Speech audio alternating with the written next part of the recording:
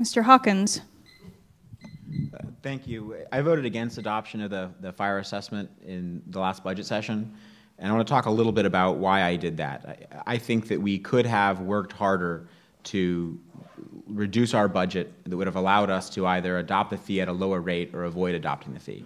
But those would have been very serious cuts. Some of the things that we funded last year that we would have had been in question were adding 8 new police officers positions to the budget. There were officers we'd already hired, but we hadn't funded yet because they'd been previously funded through federal grants. That would have been a very serious choice that I wouldn't have liked to not fund those positions. We hired new firefighters to staff Fire Station 8, which is a fire station that's going to be opening on Northwest 34th Street. Not having done that would have had real consequences. Not only would we have had a fire department building we would have constructed that might not have been adequately staffed, but we would have had continued too long of response times in that section of town, which can have impact on homeowners' insurance rates. We also would have been considering reducing positions in our budget and finance department. This is not a department with hundreds of employees. When you have a very small department with only 8 employees, the loss of a single position has a real impact on the ability to provide services. That said, I do want to speak for a moment in defense of the fire service fee. One, we're able to raise revenue from, and I'll skip the second because my time's almost up, but we wouldn't have been able to, we're able to use the fee to gain revenue from nonprofits like Shands Healthcare that don't pay ad valorem taxes, and I think that's good for our overall tax base. Thank you, Mr. Hawkins. Our next question starts with Mr. Selwach. Downtown Gainesville has been successful in attracting residential developments and commercial businesses such as restaurants and bars. However, to foster a true urban living environment, essential services such as a grocery store, a pharmacy, and other retail shopping opportunities are needed. How can the city work towards attracting these essential services to the downtown area?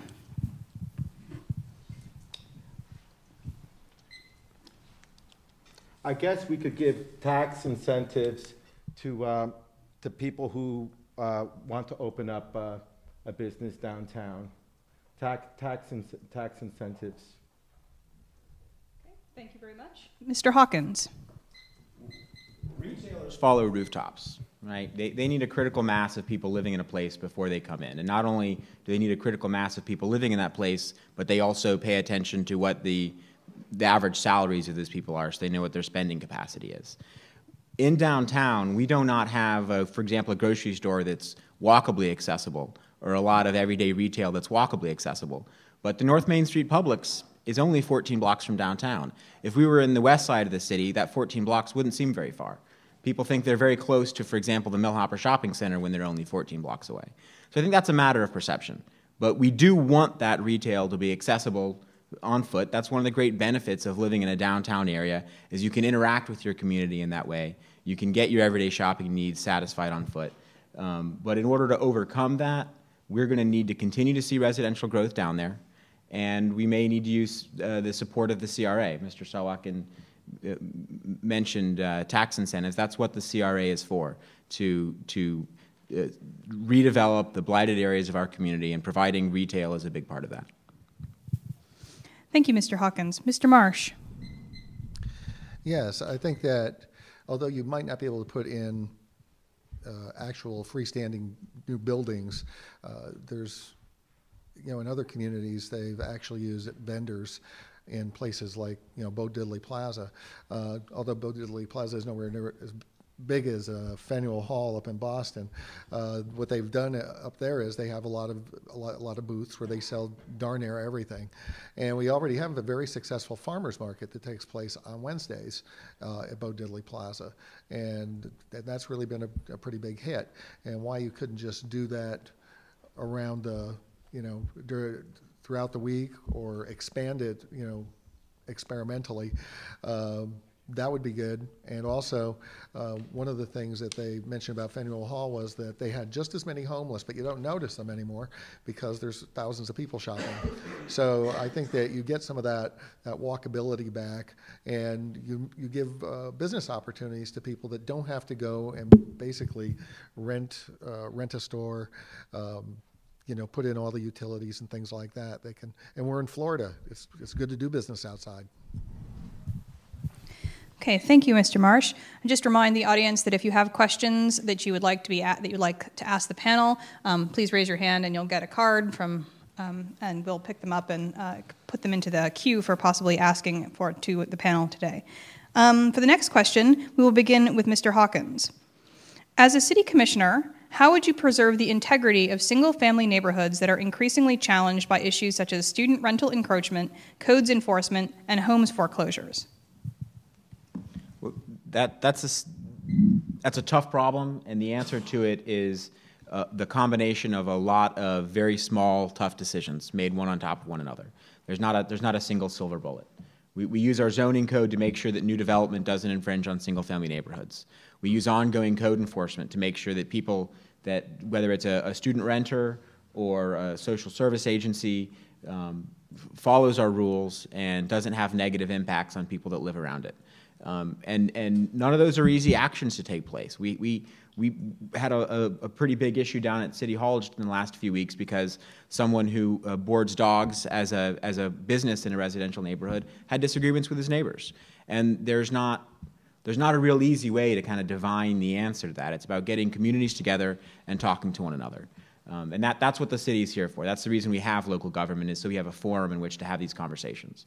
So we've got to continue to keep doing that. And I will address one thing that is that we need to be more proactive in, and frankly, I think that's in the neighborhoods surrounding the university and close to downtown. We need to have more aggressive code enforcement.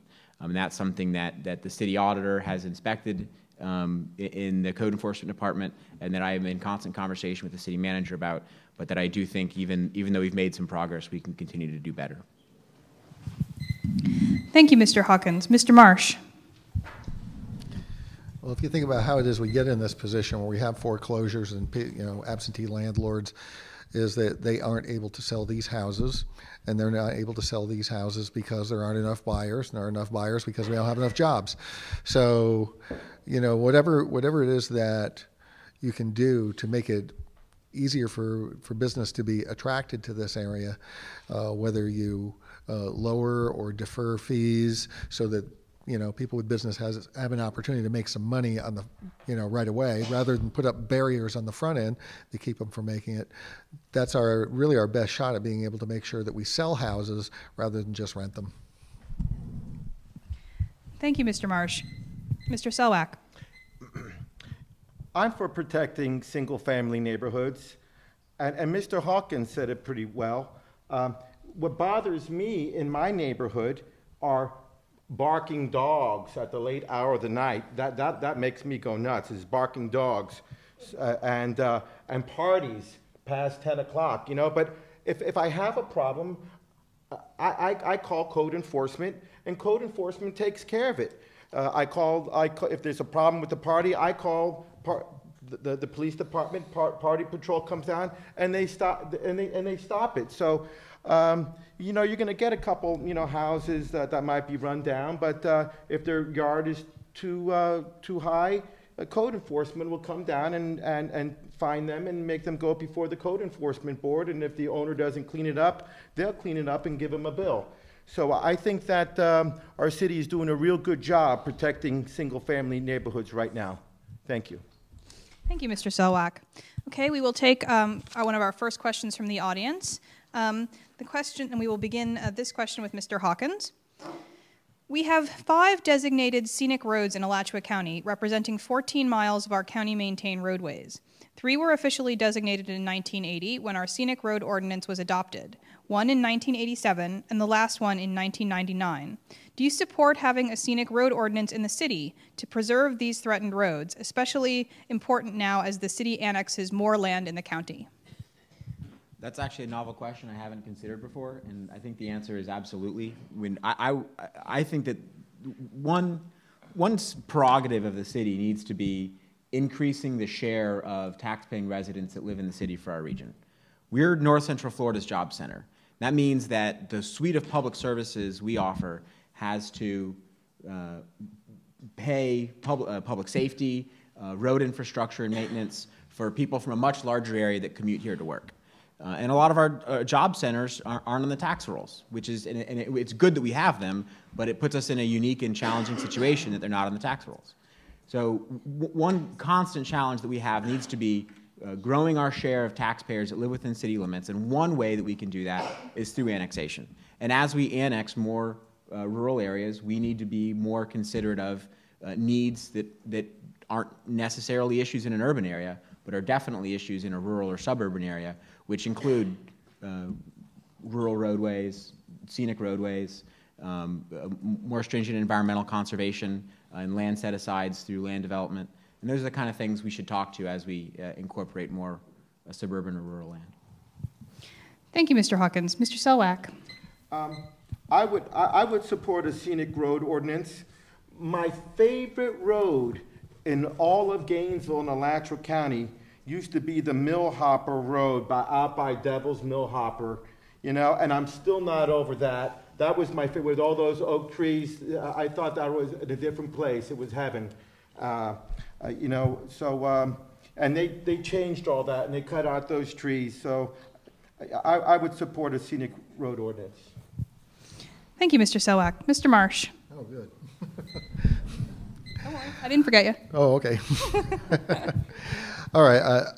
I confess I'm not familiar with the scenic road ordinance. However, I think it depends what the repercussions are of maintaining this, because when you say that, okay, we want to maintain this scenic road, there are certain things that we aren't going to allow to happen there, or we're going to make sure that these trees remain. And that sounds good on the surface. One of my customers a number of years ago was not killed, but was paralyzed by one of the trees on the scenic road falling and hitting her car, and there was a liability incurred by the county because of that.